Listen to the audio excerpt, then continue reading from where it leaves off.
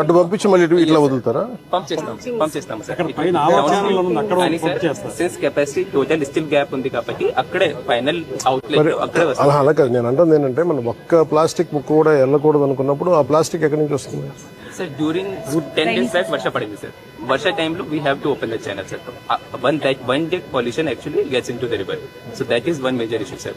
ఆ టైంలో ప్రతిరోజు మనం ఓకే, దీనికంటే ఇంకెర్లీ స్టాపింగ్ పాయింట్ దగ్గర మనం చేయడానికి కొన్ని ఎక్స్ట్రా సార్. మనం ఇలాగ కన్వేర్ బెల్ట్ పెడితే even one day also every plastic continuous గా పికప్ అయితే ఈవెన్ రెయిన్ వాటర్ టైంలో if we remove the irrigation canal gate also. Okay, what is the plan of action sir? అది conveyor belt ఒక increase చేయాలి sir. అంటే నేను అనేది ఒక్క చుక్క కూడా మురికి నీరు దీనిలో రాకూడదు, అలాగే పరిశ్రమ కాలుష్యాలు వ్యర్థాలు దీనికి వదలకూడదు.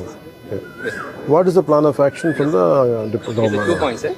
వన్ థింగ్ మనకి 50 ml కెపాసిటీ వస్తే total sewage water treatment capacity will be sufficient. But అదే కూడా grain water and storm water should be different sir. Rain టైంలో మనం అదే వదిలేస్తాము, but actually grain and storm water same channel. Do you have a presentation? అది separate sir. ఉంది sir. We'll go and sit there.